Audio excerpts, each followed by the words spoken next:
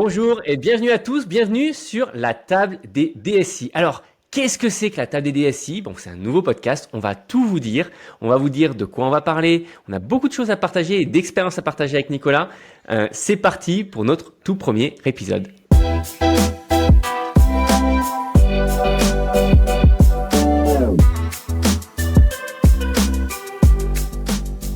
Bonjour à tous et bienvenue sur ce tout nouveau podcast. Donc évidemment, je suis avec Nicolas. On est là parce qu'on a eu ce projet, après plusieurs échanges, on a dit mais finalement en fait il faut lancer un podcast.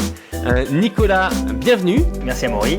Alors déjà, toute première question, pourquoi est-ce qu'on lance la table des DSI? Est-ce que tu peux me donner un peu ton angle de vue, ton angle de vision et quelles étaient finalement les motivations pour qu'on se mette à se lancer ce projet ensemble? Alors l'idée n'est pas nouvelle, elle date d'il y a certain temps.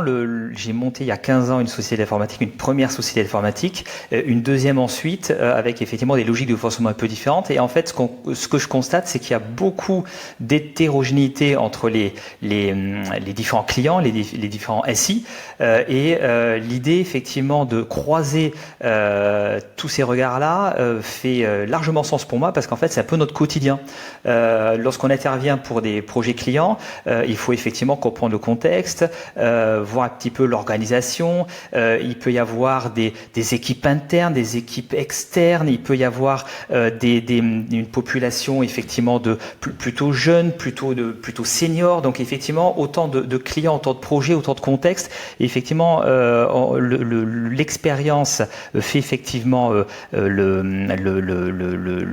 job en grande partie, et l'idée c'est effectivement de favoriser le partage de ces expériences pour que chaque DSI puisse effectivement voir un petit peu ce qui se passe ailleurs, poser des questions et effectivement s'enrichir mutuellement de tout ça. Voilà, le point de départ c'est le partage. Voilà. Et toi Maury, pourquoi du coup nous suivre dans cette aventure aussi? Alors, pour ma part, moi je viens pas du tout du même monde puisque moi ça fait plus de 10 ans que je fais que de la start-up et je rapproche à nouveau un peu du monde corporate pour voir un peu ce qui se passe, comment ça se passe, et aujourd'hui j'essaie de faire le détail, les liens et d'apporter cette dynamique que l'on a dans les startups, que l'on a dans des équipes très agiles, très souples et très rapides aussi parce qu'il n'y a pas grand monde, on n'est pas nombreux donc on peut faire des choses un peu des fois à l'arrache et ça permet de gagner du temps. Néanmoins c'est pas adapté à tous les environnements et voir comment ça s'adapte dans le monde du corporate, je trouve ça vraiment génial. Et pour moi, finalement, c'est une croisée des chemins de problématiques qui sont des problématiques de génération, parce qu'on voit aujourd'hui des problèmes avec les générations Y et Z, etc. On a aussi des questions d'inertie, parce que c'est sûr que si on veut impulser quelque chose, quand on est 3 autour d'une table, c'est facile. Quand il y a 25 personnes à coordonner, évidemment, le temps de mettre en route la machine, c'est beaucoup plus lent. Voilà, donc il y a beaucoup de sujets comme ça qui, de mon point de vue, enfin du moins j'ai envie d'explorer, j'ai pas toutes les réponses, mais d'explorer comment on peut essayer de rassembler ces deux mondes. Je sais pas ce que tu en penses toi de cette vision-là. Dis-moi Nicolas. Alors c'est vrai qu'on s'est croisés ensemble du coup sur cet univers startup, donc en grand écart par rapport à d'autres univers plus corporate où effectivement on a des processus beaucoup plus établis, des déroulés, des contraintes qualité et autres qui effectivement peuvent être beaucoup plus lourdes. Donc c'est vrai que voilà, on est justement dans un croisement entre nous où effectivement on a vécu l'ultra contraste. Donc voilà, c'est ça qui est intéressant. C'est aussi justement pour ça qu'on a décidé de lancer ce podcast ensemble, puisqu'effectivement voilà, c'est vraiment justement l'exemple même du partage. Voilà, comment effectivement Amaury accompagne des startups, comment Amaury a accompagné des startups depuis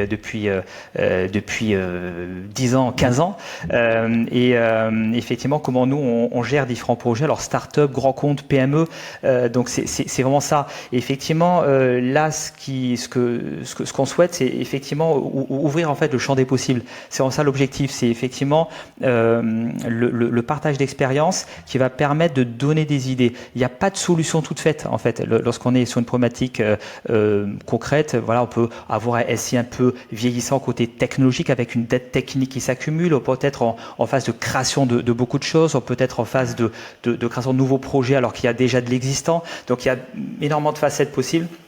L'idée, effectivement, c'est de donner des idées, de donner des clés, peut-être de mettre des warnings, voilà, pour justement trouver les meilleurs raccourcis, ne pas tomber dans le panneau par rapport à l'expérience des collègues. Et voilà, ce partage transverse, pour moi, fait vraiment sens, puisqu'effectivement, avec nos gars, notre équipe, côté développement, chef de projet, Scrum Master, DevOps, etc., c'est un peu notre quotidien. Effectivement, il y a à la fois de l'informatique dans ce qu'on fait, bien sûr, mais il y a aussi justement cette prise de hauteur qui est assez passionnante et qui est au cœur du sujet. Voilà, et du coup, peut-être Amaury, toi, je ne sais pas si tu as quelque chose à rajouter justement par rapport à tout ça. Voilà, start-up, maintenant, voilà, je sais que tu travailles sur un projet un peu plus corporate, peut-être déjà des premiers retours par rapport à ça. Oui, alors. Pour l'instant, je vais dire, on va pas tout sortir pour ce premier épisode. Hein. C'est vrai qu'on est passionné par notre métier, donc on pourrait de suite faire un épisode d'1 heure. C'est pas le but. Moi, ce que j'aimerais rajouter, par contre, c'est que évidemment, on va juste pas apporter que notre expérience. L'idée, c'est d'inviter plein de DSI, plein de personnes qui prennent des décisions au quotidien, qui peuvent être des personnes qui peuvent gérer des projets de millions d'euros, voire parfois de très très gros projets, et voir quels sont finalement, quand on essaie de faire leur demander de faire cette introspection, cette auto-analyse de qu'est-ce qui marche pas, quels sont les réflexes qu'ils ont mis en place, quels sont les réflexes qu'ils ont créés pour la plupart, et essayer de voir un peu ces modèles, ces personnes-là comme et d'en sortir l'essence finalement de ce que l'on peut appliquer et répliquer et un peu dire copier aussi en termes de bonnes pratiques pour notre future expérience, pour tous les projets que l'on peut avoir à mener. Et c'est pas uniquement pour nous, et c'est évidemment pour vous, pour ceux qui écoutez ce podcast, pour ceux qui nous regardez aussi sur YouTube, parce qu'on est aussi sur YouTube. Voilà, on va partager et essayer de vous donner un maximum dans les prochains épisodes. Nicolas, avant qu'on conclue ce premier épisode d'intro, qui était simplement pour présenter ce qu'on allait faire, un petit mot de la fin ou un petit mot à rajouter? Alors, une synthèse, effectivement, voilà, l'objectif, c'est d'échanger sur les problématiques de ressources. Voilà, on a des internes, on a des externes, on a une population toujours assez diversifiée. C'est effectivement, voilà, comment mobiliser les équipes, comment motiver les équipes, des problématiques de différences générationnelles, de différences technologiques. Ça va être effectivement, voilà, on va aborder aussi des problématiques d'organisation du travail. Ça, effectivement, c'est un vaste sujet. Voilà, on parle de TDD, on parle plein de façons de travailler différentes. Donc, partager tout ça. Voilà, comment accompagner les projets pour absorber de la dette technique au fur et à mesure, comment lancer des nouveaux projets, l'évolution des métiers, l'IA, effectivement, qui est un sujet de plus en plus important, comment mettre au cœur de la stratégie l'IA. Voilà, donc c'est tout ça qu'on va partager avec vous dans les épisodes à venir. En tout cas, merci Nicolas pour ce premier épisode. Hâte de démarrer dans le concret et on se retrouve très rapidement pour le prochain. Je te souhaite une très bonne journée et bonne journée à tous ceux qui nous écoutent.